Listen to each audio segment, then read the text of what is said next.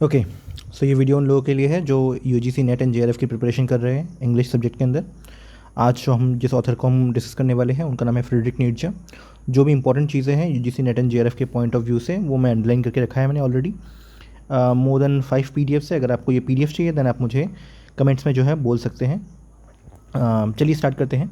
सो देखिए, जो पर्सन है फ्रेडरिक नीट्शे, ये बहुत ही इंपॉर्टेंट कैरेक्टर है, स्पेशली एग्जिस्टेंशियलिज्म में, पोस्ट मॉडर्निज्म में। अगर हम बात करें तो स्टार्टिंग से स्टार्ट करते हैं। फ्रेडरिक नीट्शे जो है बॉर्न ऑन अक्टूबर 15 1844। देखिए डेट्स इंपॉर्टेंट है ना, नेट के पॉइंट ऑफ व्यू से डेट्स बहुत ही इंपॉर्टेंट है। सो अक्टूबर 15 1844 रॉकन प्रूशिया में, ठीक है ना, जो कि आज के प्रेजेंट टाइम जर्मनी है। फिलोसोफर थे, कल्चरल क्रिटिक थे, पोएट थे। इनके आइडियाज़ बहुत ही प्रोफाउंड है, काफ़ी बड़ा छाप ये छोड़ के गए हैं वेस्टर्न फिलोसफी के ऊपर। इनकी लाइफ में हमें तीन चीज़ें देखने को मिलती है। पहला, इंटेलेक्चुअल ब्रिलियंस, क्योंकि ये एकेडमिकली बहुत ही ब्रिलियंट थे। Second, personal struggles, life struggle से भरी हुई थी। और तीसरा, चाहे जो हो जाए इन्होंने ट्रुथ का पीछा जो है नहीं छोड़ा, है ना। और ये अपनी फ़िलासफ़ी में भी यही चीज़ें हमें जो है बोलते हैं। अगर हम आगे जाएँ इनके अर्ली लाइफ एंड एजुकेशन की बात करें तो शुरू में क्या था, इनके इनके इससे पहले कि हम वहाँ पे जाएँ, इनके फादर का नाम है कार्ल लुडविग नीट्शे, इनकी मम्मी का नाम है फ्रांसिस्का नीट्शे। और दोनों ही बहुत ही रिलीजियस थे। उनके फादर जो है एक लुथेरियन पास्टर थे। लुथेरियन मतलब जो किंग लूथर को फॉलो करता है।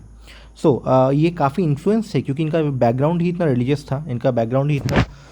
था, कि उससे बहुत इन्फ्लुएंस है ना, वो जो क्रिश्चियन लर्निंग है, टीचिंग है, उससे बहुत इन्फ्लुएंस थे। लेकिन 5 साल की उम्र में 1849 में इनके फादर की डेथ हो गई। और वो उस फादर की डेथ ने इन्हें काफ़ी जो है झंझोड़ कर रख दिया, और उसका इन्फ्लुएंस हमें इनके वर्क्स के ऊपर भी दिखता है, ठीक है ना। अब ये लॉस और साथ में उनको बहुत इंटरेस्ट था किस चीज़ का, क्लासिकल लिटरेचर का, है ना। आप रोमन कह लीजिए, आप जो है जो दूसरा ग्रीक कह लीजिए, दोनों का ही इनके ऊपर काफ़ी असर था, ठीक है ना। और ये जो प्लेटो और हेराक्लिटस थे, ये इन दो फिलोसोफर्स का इनके ऊपर काफ़ी असर था, ठीक है ना। इन दोनों से वो काफ़ी इंस्पायर्ड थे। अब आते हैं हम इनके यूनिवर्सिटी ईयर्स में। तो यूनिवर्सिटी ईयर्स की बात करें तो 1864 में इन्होंने एनरोल किया यूनिवर्सिटी ऑफ बॉन में, ठीक है ना, यूनिवर्सिटी ऑफ बॉन में। और वहाँ ये 2 सब्जेक्ट पढ़ने के लिए गए थे। पहला है थियोलॉजी, भगवान वाला। दूसरा है फिलोलॉजी, लैंग्वेज वाला, है ना, लैंग्वेज का हिस्ट्री वगैरह, ये है फिलोलॉजी। और गॉड के ऊपर जो भी स्टडी है वो है थियोलॉजी। और इनका इंटरेस्ट चला गया, शिफ्ट हो गया पूरा फिलोलॉजी पे, मतलब study of language and literature, है ना। इसके ऊपर इनका पूरा इंटरेस्ट चला गया। और इस यहाँ पे जो है इन्होंने काफ़ी रिसर्च किया ग्रीक और जो लैटिन फिलोसोफर्स थे, काफ़ी उन्होंने स्टडी किया क्लासिकल लिटरेचर को। अब वहाँ से ये चले गए, एक सेकंड रुकिए, वहाँ से ये चले गए यूनिवर्सिटी ऑफ लेप्जिग में। और वहाँ पे इनका एक गाइड है, मतलब इनके एक सुपीरियर है, जो इनके टीचर है वो है फ्रेडरिक विल्हेम रिट्शल ना। इन्होंने इन्हें काफ़ी इन्फ्लुएंस किया। ये बहुत ही इंपॉर्टेंट फिलोलॉजिस्ट थे इनके लाइफ में। ये एक फिलोलॉजिस्ट हैं और इन्होंने इन्हें काफ़ी इंस्पायर किया। इनके ढेर सारे थ्योरीज़ में हमें इनका छाप भी दिखता है, फ्रेडरिक विल्हेम रिट्शल का। अब इनसे ये इंस्पायर हुए और इवेंचुअली ये बने, 24 साल की उम्र में ये बने professor of classical philology at the university of BECIL. तो ये हो गई नीचे के बारे में बात। अगर इनके फिलोसफी के बारे में बात करें तो क्या है, ये जो भी traditional philosophical and moral systems है ना, जो ऑलरेडी उनकी सोसाइटी में एग्जिस्ट करती है, उसे ये चैलेंज करते थे, उसे ये क्वेश्चन करते थे कि ये कैसे सही है ना। जो सब लोग मानते आए हैं, ये उन चीज़ों पे क्वेश्चन लगाते थे, है ना, कि सब मान रहे हैं इसका मतलब ये नहीं कि मैं भी मान लूँ, है ना। मुझे ठोस सबूत चाहिए, मुझे खुद का एक्सप्लेनेशन चाहिए, ठीक है ना। और ये हमें भी यही बोलते हैं कि सब कुछ में ऐसे ही मत बिलीव कीजिए, अपना इंडिविजुअलिस्टिक जो है एक्सप्लेनेशन है वो खोजिए, है ना। ऐसा नहीं कि सबके लिए वो सही है तो आपके लिए भी वो सही होगा, है ना। 1872 में इनका जो पहला मेजर वर्क है द बर्थ ऑफ ट्रेजेडी, ये इन्होंने पब्लिश किया। और ये जो बर्थ ऑफ ट्रेजेडी है, ये इसके अंदर क्या जो मेन चीज़ है वो क्या है, वो है कि dichotomy between the Apollonian and Dionysian forces in art and culture. इसके ऊपर और हम लोग पढ़ेंगे जब हम लोग इनके इंडिविजुअल जो 4 मेन वर्क्स हैं वो डिस्कस कर रहे होंगे तब। अभी ये समझ लीजिए, जो अपोलोनियन एंड डायनासियन फोर्सेस है, इनके बीच में कॉन्ट्रास्ट क्या है, कैसे ये लोग मिलके आर्ट एंड एक परफेक्ट ट्रेजेडी को जन्म देते हैं, कैसे इन दोनों के सहयोग से, दोनों कॉन्ट्रास्टिंग चीज़ें हैं बट कैसे इनके सहयोग से एक ट्रेजेडी बनती है, इसके ऊपर ये पूरा का पूरा जो वर्क है द बर्थ ऑफ ट्रेजेडी बहुत ही इंपॉर्टेंट है। नेक्स्ट इज हम बात करेंगे इनके सेकंड मोस्ट फेमस वर्क की, वो है द स्पोक ज़ाराथुस्ट्रा। इसमें जो ये ज़ाराथुस्ट्रा कैरेक्टर है ये एक सेज टाइप के कैरेक्टर है। ये नीचे आते हैं, अपने माउंटेन से नीचे आते हैं और जो है ढेर सारे एडेजेस के हेल्प से ढेर सारे पैराबल्स है इस बुक इस सीरीज़ के अंदर। इस 4 पार्ट में आगे से डिवाइडेड है इसके अंदर, इस बुक द स्पोक ज़ाराथुस्ट्रा के अंदर। और ये हमें दिखाते हैं, कुछ चीज़ें हमें बताते हैं, और उसमें से जो सबसे रैंक वन जो आइडिया होता है वो होता है उबरमेंश का, ठीक है ना। नीचे इंट्रोड्यूस द कॉन्सेप्ट ऑफ उबरमेंश, जिसे हम लोग सुपरमैन कहते हैं या फिर ओवरमैन भी कहते हैं।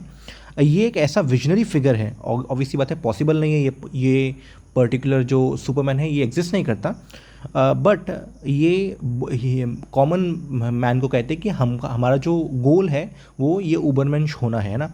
क्या है, कैसा होगा ये पर्सन, ये ट्रांसेंड करेगा कन्वेंशनल मॉरलिटी को और एम्ब्रेस करेगा सेल्फ मास्टरी, मतलब अपने आप को और परफेक्ट बनाता जाएगा।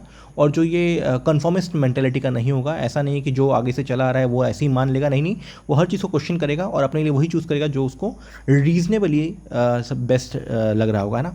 सो एक पर्सन जो ऑलरेडी आए हुए चीज़ों पे बिलीव नहीं करता, वो अपना रास्ता खुद ढूंढता है, अपने आप को और बेटर बनाता चलता है ना। This idea challenged the prevailing moral codes of the time and called for the re-evaluation of traditional values। और बेसिकली इसका पूरा का पूरा जो कॉन्सेप्ट है वो यही है कि आप सब कुछ ऐसे ही मत मान लीजिए, चाहे जो भी हो, आप सब चीज़ को क्वेश्चन कीजिए, आपका एक इंडिविजुअल पर्सपेक्टिव होना चाहिए, है ना, और अपने आप को हमेशा और बेटर बनाना चाहिए। ये इसका मेन जो फिलोसफी है वो यही है। अब आते हैं आगे इनके 2 और वर्क्स के नाम दे रखे हैं। एक है बियॉन्ड गुड एंड इविल, बहुत ही अच्छा वर्क है, और दूसरा है on the genealogy of morality, है ना। इसी में हमें देखने को मिलता है कि अगेन सेम चीज़, मॉरल वैल्यूज़ को चैलेंज कर रहे हैं, है ना। यहाँ पे वो कह रहे हैं कि जो हमारे मॉरल वैल्यूज़ हैं वो मतलब कि किसी यूनिवर्सल ट्रुथ से नहीं आया है, जो हमें बताया जाता है वो आया है कि किसी पर्सन को पावर चाहिए था, मतलब हर आदमी को जो है पावर चाहिए होता है, इसीलिए वो अपना जो भी एक्शंस करता है वो इसीलिए करता है, ना कि मोरालिटी बेस्ड होता है, सेल्फलेसनेस बेस्ड होता है। नहीं, अगर कोई पर्सन कोई काम कर रहा है तो उसको उसमें कुछ ना कुछ पावर दिख रहा है। फॉर एग्जांपल इमेजिन कीजिए कि जैसे कि मैं आपको पढ़ा रहा हूँ, तो मुझे आपसे कुछ तो मिलेगा, है ना। मैं एक सर्टेन पावर का यहाँ पे मैं चाह रहा हूँ, है ना, सर्टेन सेल्फिशनेस इसमें है मेरा। सिमिलरली अगर एक पर्सन डोनेट कर रहा है, उस डोनेशन में भी उसको एक क्रेडिबिलिटी मिल रही है कि अच्छा मैंने डोनेट किया, तो एक सर्टेन पावर वो अभी भी होल्ड कर रहा है ना।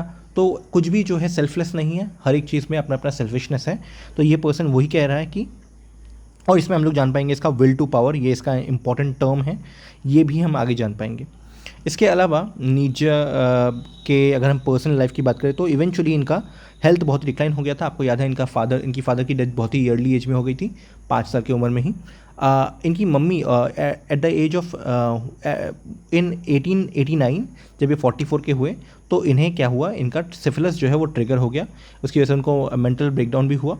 और इस पॉइंट ऑफ टाइम के बाद इनकी मम्मी ने और इनकी बहन ने इनको संभाला और इनका हेल्थ जो है इसके बाद और डिटोरिएट होता चला गया और इवेंचुअली 1900 अगस्त 25 में इनकी मौत हो गई, है ना। और काफ़ी नाम है इनका एग्जिस्टेंशियलिज्म में, पोस्ट मॉडर्निज्म में। ऑलमोस्ट हर एक एग्जिस्टेंशियल जो ऑथर है वो किसी न किसी वे में इनसे इन्फ्लुएंस्ड है। आप मार्टिन हाइडेगर की बात कर लीजिए, आप मिशेल फूको की बात कर लीजिए, फ्रेडरिक हायक भी इसमें इन्फ्लुएंस्ड है। इन सब से ये सब जो है किसी न किसी वे में इनके वर्क्स को क्रिटिक करते हैं, इनके वर्क्स को डिफरेंट वे में इंटरप्रेट करते हैं। इनकी जो राइटिंग स्टाइल है वो अफोरिस्टिक है, मतलब कि उसमें काफ़ी एडिजेस है, उसमें काफ़ी पैराबल्स है ना। इसमें रिच मेटाफर्स हैं एंड प्रोवोकेटिव आइडियाज़ हैं। तो ये रहे हमारे फ्रेडरिक नीत्शे। नाउ ये तो रहा फ्रेडरिक नीत्शे के बारे में ना, बायोग्राफी के बारे में ना। अगर हम मूव ऑन करें कि इनके वर्क्स है ना, इनके वर्क्स की अगर हम बात करें तो पहला वर्क है हमारे पास द बर्थ ऑफ ट्रेजेडी, 1872 का ये वर्क है, बहुत ही फेमस वर्क है, one of the most important work है इनका। इसके अंदर जो मेन डिस्कशन चल रहा होता है वो है अपोलोनियन एंड डायनाइसियन फोर्सेस के बीच में, है ना, और कैसे ये बर्थ देते हैं एक परफेक्ट ट्रेजेडी को। And second is human all too human, उतना इंपॉर्टेंट वर्क नहीं है, बट हमारे लिए सिर्फ 4 ही इंपॉर्टेंट वर्क है। बट देखिए आप यूजीसी नेट में बैठेंगे तो ये क्वेश्चन आ सकता है कि ये वर्क किसका है ना। So human all too human आपको नाम याद रखना है।